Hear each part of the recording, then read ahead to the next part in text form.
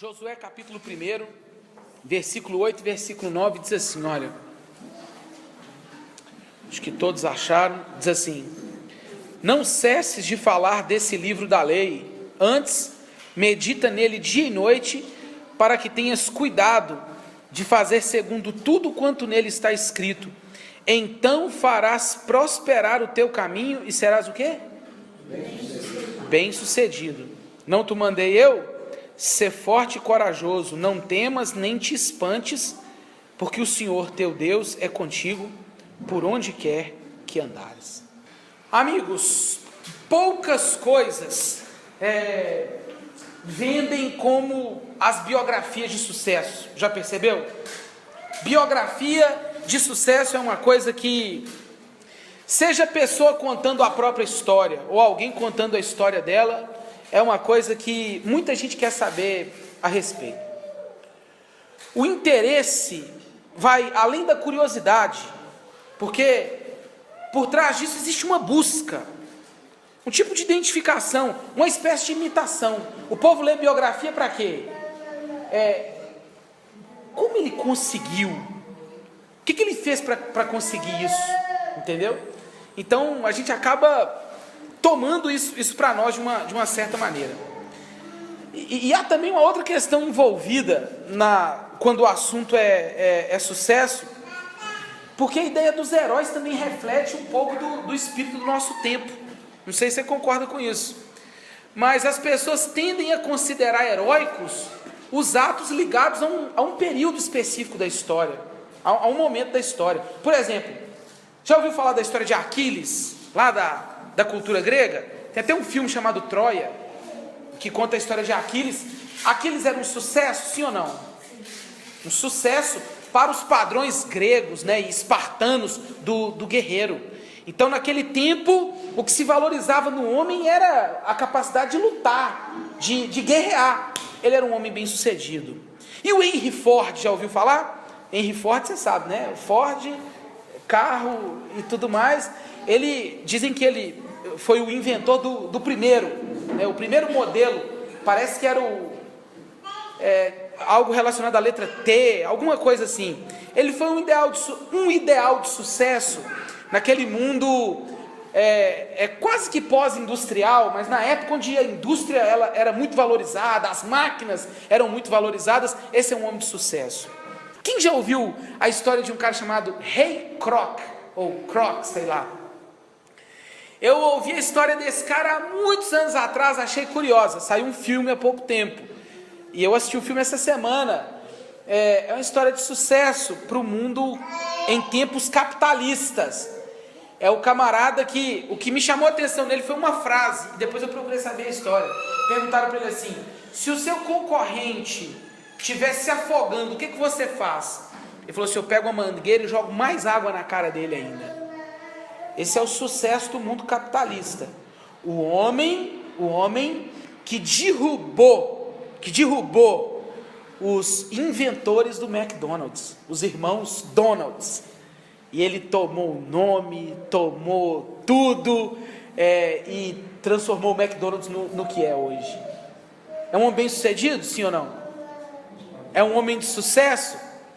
Esses heroísmos têm uma relação com o que as pessoas estão bebendo naquele tempo, com o que a cultura está falando, onde os pilares da cultura estão alicerçados. E quem consegue vender-se mais também, de quem que a mídia fala, quem é a pessoa do ano? Sejamos sinceros, nós temos que suspeitar e olhar para a ideia do sucesso como também um meio de manipulação para se vender alguma coisa, a qual todos nós estamos submetidos. Isso abre espaço para a gente pular para outro extremo. Tem gente que fala assim: não valorizo nada de sucesso desse povo, sucesso mesmo é a minha avó, ninguém sabe. Uma mulher que criou 12 filhos, sofredora, fez isso, fez aquilo outro. Sucesso é meu pai, que saiu do nada, criou a família com dignidade e tal. Aí a gente vai para o campo emocional, e começa a estabelecer critérios de sucesso a partir desse caminho. E aí pode parecer piegas, a gente não sabe definir muito bem.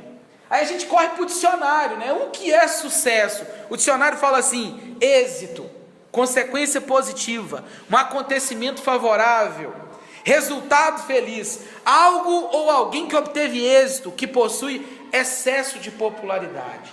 Pega essa definição, levando ela em consideração, quem consegue viver isso aqui todos os dias ou todos os momentos da vida? Ninguém. Dá pra gente uma impressão de que sucesso é uma mentira. Porque quem consegue viver isso aqui o tempo inteiro, a partir disso a gente chega à conclusão que sucesso, de acordo com a definição, parece extremamente o quê? Contingencial. Depende de fatores. Pode acontecer ou não a cada instante da nossa vida. Está todo mundo entendendo? Muito cuidado. A gente vai procurando as definições. Quem então vai nos dizer o que é o sucesso ou uma vida bem sucedida? E eu queria que você prestasse atenção nisso. Pode parecer uma grande bobagem o que eu vou falar, mas acredite em mim, você vai entender o que eu quero dizer. O que torna uma geladeira bem sucedida? É um absurdo, né? Parece até uma coisa boba falar isso. Mas o que te faz olhar para uma geladeira e falar assim, essa é uma geladeira de sucesso? O quê? É a sua capacidade de refrigeração. Está todo mundo entendendo? O propósito para o qual ela foi criada, ela foi gerada. É para isso que você compra uma geladeira, para refrigerar suas coisas. O sucesso de uma geladeira, e respeite aqui a minha metáfora, né? Tem a ver com propósito, Marissa. Finalidade. Porém, não é qualquer propósito. Ela foi pensada, projetada e construída com a finalidade de refrigerar. Se você fala assim, é uma geladeira, mas agora você viverá como um fogão, vou te atribuir um outro propósito, o que vai acontecer? Ela não funcionará adequadamente, ela não cumprirá as funções básicas de um fogão. No final das contas você vai olhar para ela e falar assim, não é de sucesso. Por quê? Porque ela não está vivendo para o propósito ao qual foi projetada, para o qual foi construída. Existe uma turma que prega isso aí, já ouviu falar?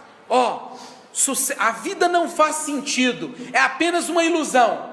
Então você pega algum propósito nessa vida, qualquer um, desde que seja atirar em pessoas e se matar, ou viver uma vida boêmia, arruma um propósito na vida, se agarre a ele até que a morte venha te buscar. Isso é outra bobagem. Nessa busca, muita gente foi pensada, projetada e construída como uma geladeira com um fim, mas quer voar como um foguete. O que vai acontecer? Pega a sua geladeira, que tem um propósito nessa vida, e fala assim, a partir de agora vamos projetar o lançamento lá na lua maravilhosa e voltar. 3, 2, 1, vai geladeira. Não foi. Amigo, vem cá. Vamos dar uma forcinha para ela. Porque ela foi projetada para ser uma geladeira. Mas nós vamos fazer ela voar igual um foguete. Parece bobo o que eu estou falando. Mas sabe o que acontece? Ela vai se espatifar.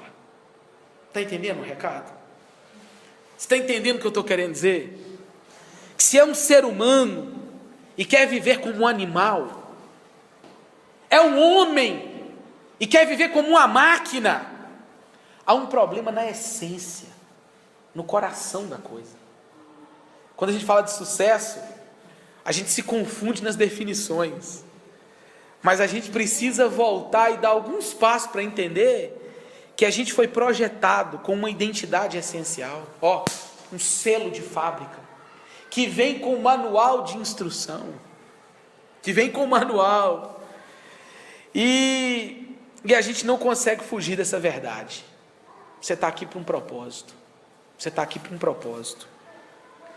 você não está aqui por acaso, de jeito nenhum, e a porta para o sucesso está aí. Entender isso de maneira fundamental. Mesmo assim, ainda é fácil confundir sucesso com o quê? Com as nossas realizações, buscando-as ou se deleitando nelas, é comum, ao invés de você entrar pela porta do sucesso, você querer entrar pelas janelas. E aí a gente chega no texto que a gente leu. Deus, no seu propósito maravilhoso e soberano, e conforme a narrativa da história judaico-cristã, nós encontramos um Deus que criou todas as coisas e chamou um povo para ser seu. E chamou Abraão e falou com ele assim: vai para uma terra que eu vou te mostrar. Abraão foi para essa terra. Depois de um tempo, a Bíblia conta que o povo começou a crescer, e houve fome na terra. Abraão já estava morto, Isaac já estava morto, sai o seu filho Jacó e vai para uma terra onde tinha comida. Foram para o Egito, está tudo registrado lá no livro de Gênesis, no livro de Êxodo, lá no início da Bíblia. Esse povo vai atrás de comida, e quando vai atrás de comida, eles começam a ser escravizados pelos egípcios. Anos se passaram de escravidão, até que Deus levantou um homem e falou assim: vai lá que eu quero libertar o meu povo, e eu quero mandar o meu povo para uma terra que é dele, para uma terra que mana leite e mel, chamada Canaã. E aí Moisés se levanta como um líder, tira aquele povo do Egito com a mão forte de Deus através das 10 pragas. Lembrem-se que o Egito era a grande nação de sucesso daquele tempo. Deus então chega para Moisés e fala assim: sai daí com o povo. E o povo sai, depois da mão forte de Deus, com aquelas 10 pragas, o povo começa então a peregrinar num deserto, para aprender e desaprender muitas coisas, até que chega a hora que Deus fala assim: agora eu vou dar essa terra para vocês. E o povo para na porta da terra. Só que aí Deus faz umas coisas engraçadas, né? Chega para Moisés, o cara que ficou 40 anos roendo o osso, e fala assim: não, do filé você não vai comer não. Pergunto, na perspectiva como a conhecemos, Moisés foi ou não foi bem sucedido? O homem rodou 40 anos no deserto. Na hora que ele falou assim: agora Senhor, falta só o Senhor me dar a chave e abrir a porta, Deus falou assim: não, você vai ficar aí, você vai passar a bola para outro. E aparece esse outro, chamado Josué, e Deus fala com ele assim: aí Josué, você aprendeu, agora é hora de possuir essa terra. E na hora que Deus chama Josué, a gente vê um relato bíblico eu vou pôr entre aspas, de sucesso. Por que eu estou pondo entre aspas? Esse homem, esse novo líder, olha só, respeitem a história desse homem, olha que história de sucesso. Ele organizou militarmente o povo de Israel, um povo que tinha pouca experiência em guerra. Ele fez gráficos da terra que eles iriam possuir. Ele empreendeu uma das invasões mais incríveis na história de Israel, que foi o povo rodeando uma cidade cheia de muralhas, 7 dias cantando, e rodando. No 7º dia, Deus falou assim: na hora que chegar no 7º dia, vocês vão tocar as trombetas, vão gritar e as muralhas vão cair. E aconteceu, ponto final, vitória incrível. Ele conseguiu lidar de forma severa com os problemas internos. Lembra da história de Acã? Um cara que pecou, roubou uma capa, não era para roubar, ele foi lá e tratou com liderança forte, venceu praticamente todos os inimigos e colocou o povo assentado naquela terra. Tá bom para você ou não? É uma história de sucesso, sim ou não? No final chegou e falou assim: tudo certo, cumpri minha missão, fiz o que eu tinha que fazer. E o seguinte, agora vocês escolham aí quem que vocês vão servir. E o homem era tão macho, mas tão macho, que falou assim: eu e minha casa serviremos ao Senhor. Uma bela história de sucesso. Há no livro que registra essa sua história, a sua biografia, pistas sobre o sucesso que a gente está tentando entender. E a palavra de sucesso vem desse capítulo 1 que a gente leu. Ela não vem dele. Ela não tem uma base interna. Ela não tem uma base interna, ela tem uma base externa. O alicerce, guarde o que eu vou te falar, é o que aquele que o fez, que nos fez, que me fez, que te fez e que fez todas as coisas, o alicerce é o que esse falou e fixou como a sua lei. É a partir daí que a palavra sucesso pode ser definida como sucesso e pode ser experimentada, sucesso com S maiúsculo. Deus chega para um homem que tinha todas as habilidades para ser um homem bem sucedido, que sabia da história que esse homem faria, e vira para ele assim: Moisés está morto, eu estou chamando você agora, e darei a você uma jornada onde eu vou te proteger. Mas Deus fala com ele assim: só tem uma coisa, se você quer ter uma trajetória bem sucedida, se você quer ser próspero no seu caminho, e essas palavras não sou eu que estou inventando não, nós lemos essas palavras no versículo 8 do capítulo 1, lembra? Deus fala com ele assim: não cesse de falar desse livro da lei, antes medita nele dia e noite, para que você faça prosperar o seu caminho, e para que você seja bem sucedido. É a partir daí que a palavra sucesso tem que ser definida, a partir da noção que nós temos, de que não existe sucesso fora do conhecimento daquele que nos criou. Calvino, na sua famosa obra lá, As Institutas da Religião Cristã, ele diz o seguinte: olha, quase toda a soma do nosso conhecimento, que de fato se deva julgar como verdadeiro e sólido conhecimento, consta de duas partes. Primeiro, o conhecimento de Deus. Segundo, o conhecimento de nós mesmos. Sabe o que Calvino está falando? Ele está dizendo assim: você quer saber das coisas? Tudo começa em Deus e tudo termina nele. Deus falou com Josué que sucesso não tinha relação com o que ele haveria de conquistar. Guarde o que eu estou falando com você. Sucesso não tem, e de acordo com a Escritura, nunca teve a ver com aquilo que a gente pode conquistar, com aquilo que a gente é capaz de empreender. Sucesso tem a ver a sua relação com Ele e com o que Ele fixou como norma para a sua vida e para o universo. Eu costumo falar que a gente vive num tempo onde o povo acha que não existe lei para nada. A única lei que existe é a do amor, a do sentimento, a do querer. Tem uma propaganda antiga da Coca-Cola, por sinal muito bonita, que eles cantam uma música do Oasis, que fala assim: se é do meu jeito, tá tudo certo. Com essa confusão do Neymar aí indo para o PSG, eu vi lá no Instagram o Neymar colocando, o perfil dele está escrito assim: a arte maior é o jeito de cada um, vivo para ser feliz, não vivo para ser comum. É a minha lei, é o meu jeito de ser, mas está todo mundo enganado. Se você olhar para o mundo das notícias hoje, você vai ver um menino de 25 anos, que o nome dele está cravado lá na Torre Eiffel, escrito assim: bem-vindo Neymar. Colocaram um painel falando assim: bem-vindo Neymar. Ele está na crista da onda, 800 milhões de reais, uma negociação. Seria ele um homem bem sucedido? De acordo com ele, a arte maior é o jeito de cada um.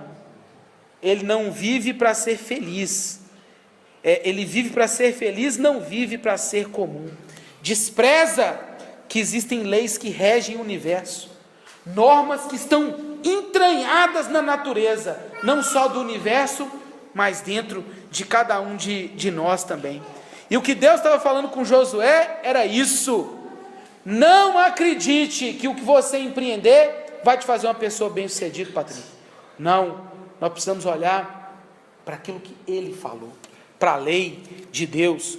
Você precisa ser vacinado para não acreditar que os papéis que você desempenha nesse mundo te enganem a respeito do que é ser uma pessoa de sucesso. Ele nos deu uma lei que deve ser levada em consideração, e a Bíblia diz assim: respeite isso, pense que Ele deu a norma e que nós devemos viver de acordo com ela.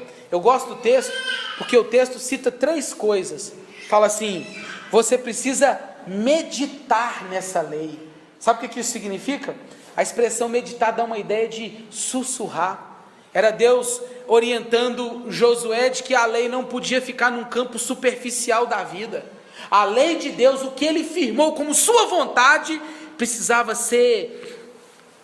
penetrar na alma dele. Era um tipo de comportamento que o judeu tinha, de sussurrar as palavras da lei para que ela penetrasse fundo na sua alma. Um tipo de repetição que favorecia a memorização. Essa é a chave do sucesso.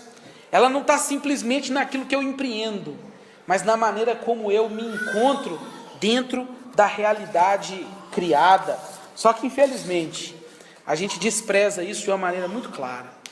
A gente acha que não existem leis, e principalmente a lei que governa o universo, governa as nossas vidas, e que sabedoria e sucesso é viver de forma adequada a esse padrão.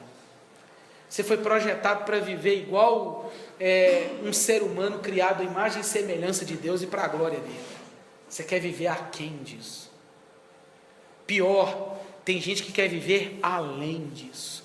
Se você não viver para aquilo que você foi projetado, você nunca será uma pessoa de sucesso. Se você não viver para o propósito básico da sua vida, o fim principal do homem que é glorificar a Deus e desfrutá-lo para sempre, você não será uma pessoa de sucesso. Existem leis que governam esse universo porque foi Deus quem o criou. Existem leis que estão cravadas dentro de nós e que nós não podemos fugir dela. Deus vira para um homem, um gigante, um grande líder da história do povo de Israel e fala assim: despreze qualquer tipo de conquista que esteja desvinculado do amor, a aderência à lei que eu apontei como norma, como certo. Você precisa meditar nisso. Gente, vamos falar a verdade, hein? A Bíblia diz assim: medita nessa lei dia e noite. A gente vive fazendo, não, sabe o que eu fiz? Eu fiz o que estava no meu coração. Essa herança do romantismo do século XIX, que faz a gente viver como se fosse um bando de passarinho, batendo asa por aí. Não, Deus nos criou como a obra-prima dele. Criou o homem muito diferente de tudo que ele criou e falou assim: você tem que estar apegado à minha lei, você tem que viver com aquilo que eu determinei para você, e você tem que meditar nisso dia e noite. A gente vive como se não existisse lei, a gente vive como se a única lei que existisse foi a lei que nós determinamos para nós mesmos.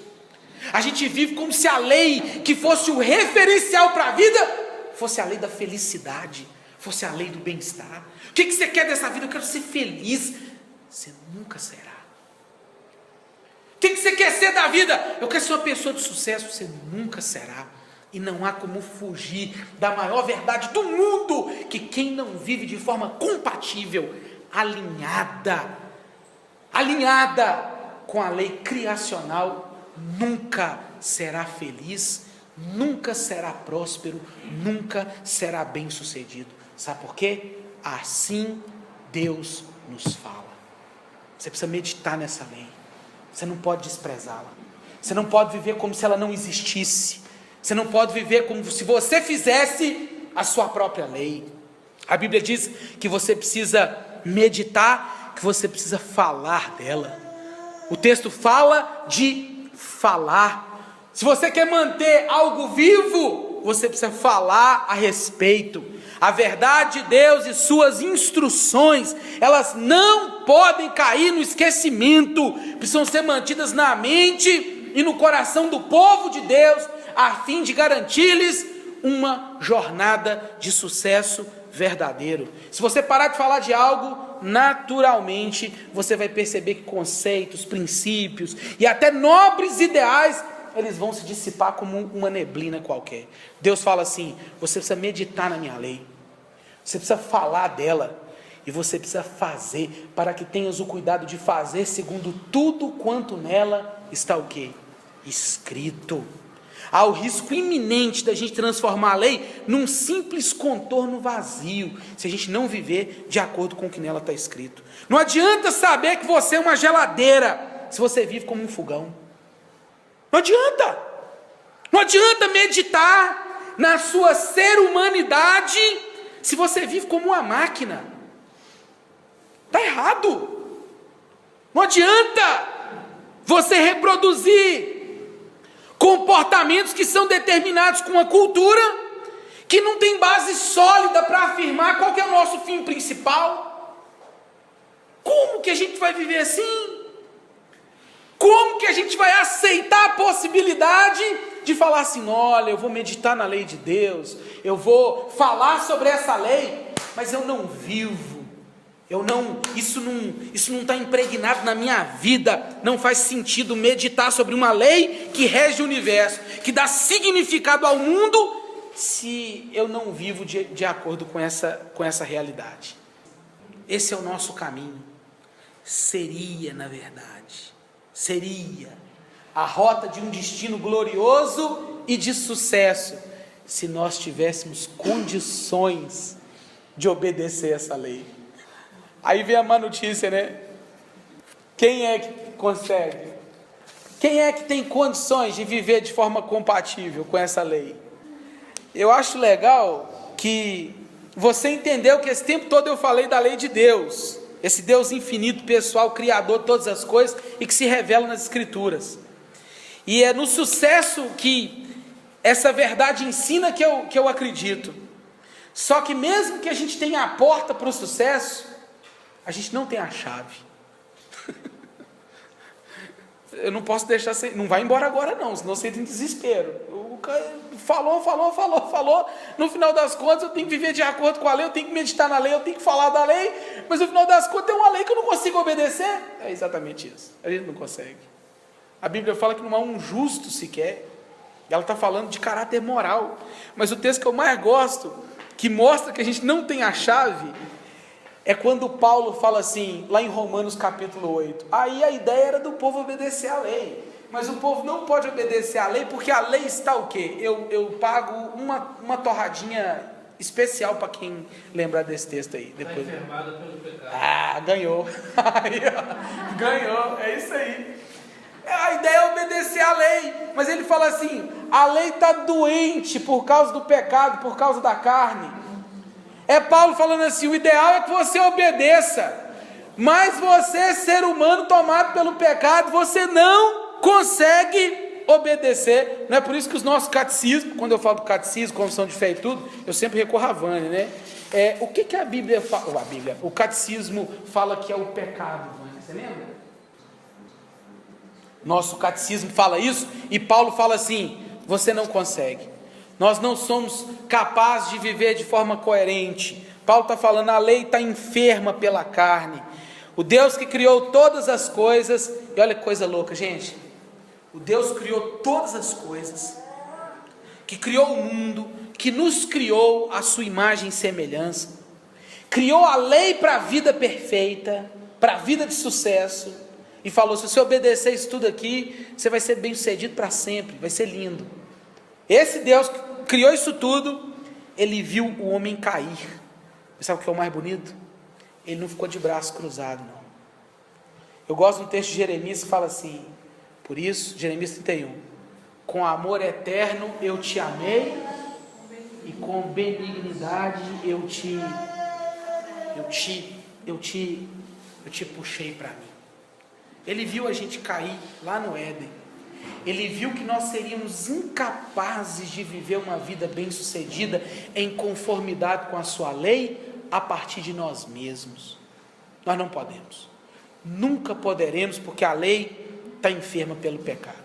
Sabe o que aconteceu? Ele não ficou de bracinho cruzado. Pelo contrário, né? Ele esticou os braços numa cruz, símbolo máximo do amor que ele sente pelos seus filhos, para que esses, através de uma cirurgia profunda, operada pelo Espírito Santo, no coração de todo aquele que crê, fosse removido o coração de pedra e colocado um coração de carne. Lembra do texto de Ezequiel 36, 26? Eu vou tirar o coração de pedra que vocês têm, esse coração duro, empedernido, petrificado, e vou dar um coração de carne. E o texto fala que ele ia imprimir nesse coração o quê? A sua lei. A dureza do coração humano fez o homem acreditar que o sucesso é o quanto ele possui, o quanto fez de significativo nessa vida, uma vida sem sofrimento, né? As luzes, os holofotes, os aplausos, um ato heróico, engano. Guarde que eu vou te falar, que eu estou encerrando a minha fala. Sucesso é saber que você foi criado à imagem e semelhança de Deus, com o propósito de viver para a sua glória. Isso é que é sucesso. O que adianta você ser um Nobel da paz, se você deita em casa, põe a cabeça no travesseiro e pensa assim: quem que eu sou? Qual que é o meu propósito nessa vida? Qual que é o significado último da minha realidade? Sucesso é saber quem você é dentro do plano de Deus. É saber que o pecado te destituiu dessa glória, te tirou a capacidade de viver conforme a lei que rege o mundo. O pecado te tirou isso. Você não consegue mais viver em conformidade com a lei que o Criador estabeleceu. Sucesso é saber que Ele não ficou de braços cruzados e enviou seu Filho Jesus para nos salvar dessa condição. Sucesso é saber que pela fé em Cristo, não pelas obras, eu sou habilitado pelo Espírito Santo a uma nova obediência, porque foi me dado um novo quê? Um novo coração. É voltar a refletir pela obediência devocional à glória de Deus da qual eu fui destituído. É voltar a viver em conformidade com quem eu sou. Isso é que é sucesso. Um ser humano singular, criado à imagem e semelhança de Deus, capaz de viver em amor ao próximo e cujo fim principal é glorificar a Deus e gozá-lo para sempre. O que adianta você ganhar o mundo inteiro e perder a sua alma? E aqui eu encerro te lembrando uma coisa. Eu sei que nós somos muito pressionados pela cultura a viver de acordo com suas bases, de acordo com seus pilares. Você corre o dia todo atrás de algo que você não sabe explicar o porquê que você corre atrás disso. Você dá valor a coisas, nós damos valor a coisas, nós atribuímos significado a coisas que no fundo elas nos dão a impressão de que nós temos uma trajetória bem sucedida, ou que teremos uma trajetória bem sucedida se as tivermos, se as possuirmos. A Bíblia fala assim, né, não? Você precisa viver em conformidade com a minha lei. Eu te criei um ser humano singular para refletir a minha imagem e semelhança. A sua felicidade é me glorificar. Essa é a razão da sua alegria última. É o que o Gerson Borges canta. É a alegria da minha alegria. É Ele. E se não é nele, não será em nada mais. Acredite no que eu estou falando. Esse mundo, com a sua base humanista, ele só desumanizou o homem. Ele tornou o homem menor do que o homem é, fazendo acreditar que vai encontrar sucesso em algum lugar. Nós estamos fazendo isso errado, gente. Nós estamos fazendo isso muito errado. Você quer uma vida de sucesso? Você vai afundar. Porque sucesso não começa no homem e não termina no homem. Sucesso começa em Deus e termina em Deus. Só a fé em Cristo pode te colocar nessa estrada do sucesso, o verdadeiro sucesso. Não há outro caminho. A música dos Arrais diz assim: deixe Ele te falar quem você é, que a palavra te desfaça, que te afogue em sua graça, só a cruz esconderá quem você não é. E no dia que a gente não cita o C.S. Lewis, a gente cita quem pregou para ele. Tinha um escritor inglês chamado George MacDonald, que é o cara que o C.S. Lewis fala que quando leu o que ele falou, ele se sentiu, ele começou a entender o que era a fé. E eu encerro a minha fala citando esse George MacDonald, que diz assim: em tudo aquilo que o homem faz sem Deus, tudo aquilo que o homem faz sem Deus, está fadado ao mais horrível fracasso ou ao mais terrível sucesso. Vou repetir. Tudo aquilo que o homem faz sem Deus, ele está fadado ao mais horrível fracasso ou ao mais terrível sucesso. Você está aí acreditando que sucesso é isso que esse mundo está falando? Não é não. Deus fala assim: você quer ir Vai. Mas não cesse de falar desse livro da lei. Você pode viver de forma compatível com essa lei através da obra consumada de Cristo e do Espírito Santo que habita em você.